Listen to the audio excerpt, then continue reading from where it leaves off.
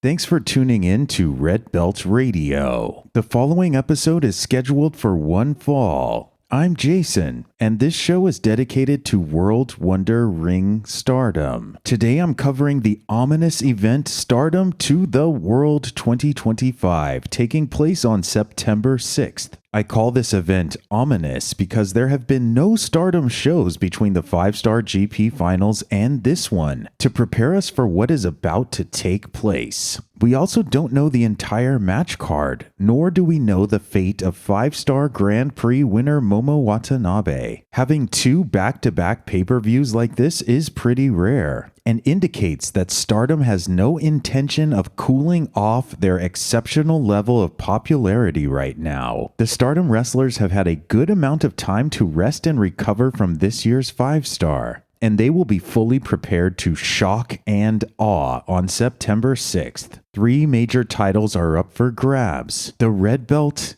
the White Belt, and the IWGP Belt. And strangely enough, it feels like each of the champions have something to prove this time around, more so than those who are stepping up to challenge. Let's talk about the fighters who are gearing up for world domination. If you find these transmissions valuable, please give this a like, subscribe to the channel, or leave a comment to let me know what you think. Though she could not retain her Regina de Wave title, nor could she escape the quarterfinals of the 5-Star GP, the PHENEX Queen Saya Kamitani continues to rise in popularity and holds her World of Stardom Championship high overhead. The Red Belt seems to be far out of reach for most fighting in Stardom right now. Saya Kamitani made an appearance at the music festival Love It Rock on August 23rd, a show connected to the Tokyo Broadcasting System's morning show Love It. According to Kamitani, there were 10,000 fans in attendance. On August 30th, Saya Kamitani and Natsuko Tora were featured at a talk show and live cooking demonstration called Midsummer Villainous Cooking. Inside of the ring, Kamitani has enjoyed a title reign comprised of 4 current title defenses, as well as strong ticket sales and convincing wins. Her latest challenger is one of her most unique.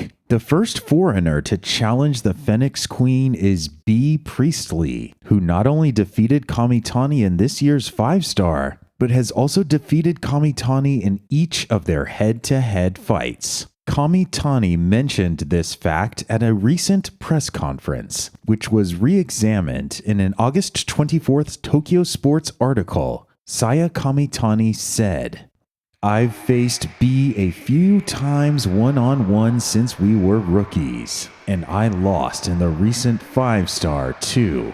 I've never beaten her in singles, so I want to get proper, solid revenge this time."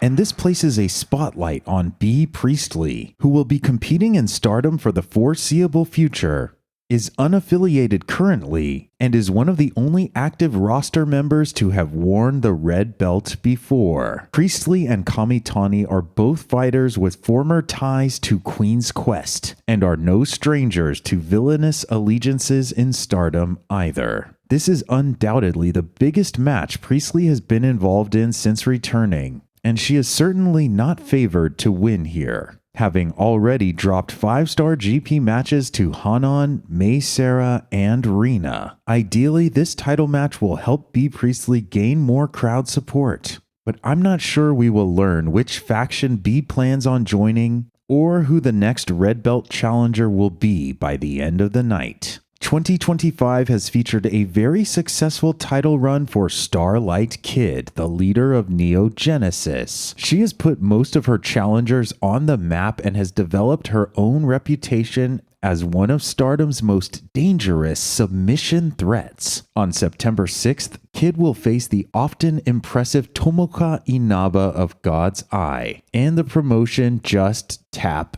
Out.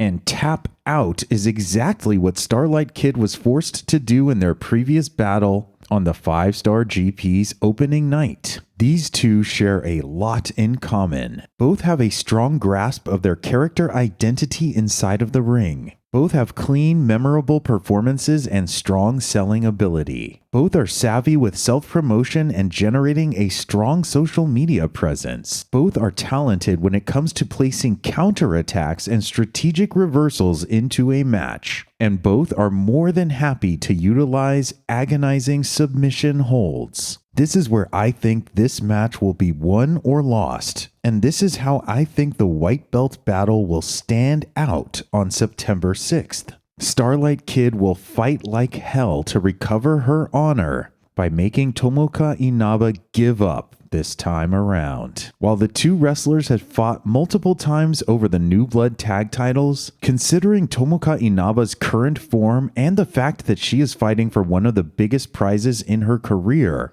I think signs are pointing to the fact that she will try to put on her best Stardom performance yet. If Tomoka Inaba even gets close to doing so, we will love this match.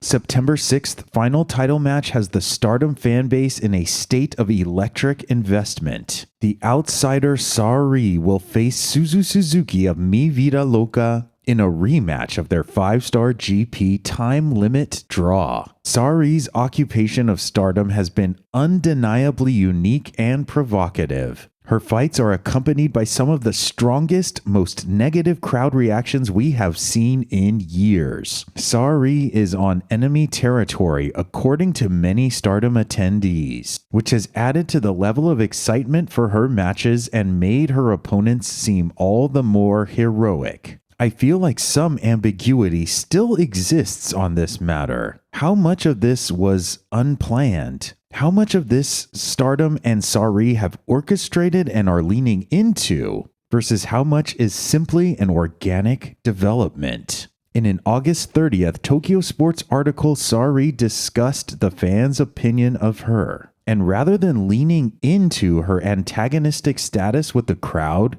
Sareee said the following: "One day, I'll turn all those boos into cheers."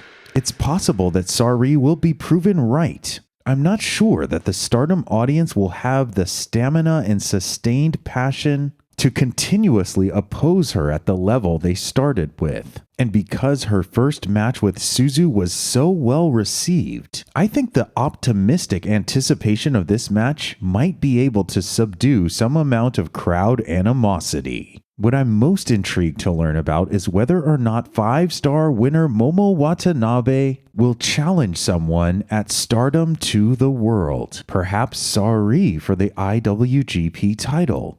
They've battled each other twice already, and Momo recently revived the white and gold gear from her 2024 IWGP title challenge against Mayu Iwatani. Or perhaps Saya Kamitani for the World of Stardom title. The two hate wrestlers have a connected legacy involving the Wonder Belt, and this feels like the chance to evolve their story and competitive struggle despite their shared allegiances to Stardom's villainous team. What title match are you most eagerly anticipating? Which champion do you believe has the biggest chip on their shoulder right now and the most to prove against their opponent? And who will feel like they're on top of the world on September 6th? And for coverage of Stardom's most recent show, check out my live stream review of the 5-star GP finals. You can also learn some history about the white belt champion SLK and IWGP challenger Suzu Suzuki by watching my guide to Neo Genesis. Links to both of these videos are in the description below. If you found this transmission valuable, please give this a like, subscribe to the channel, or leave a comment to let me know what you think. Thanks for listening to Red Belt Radio.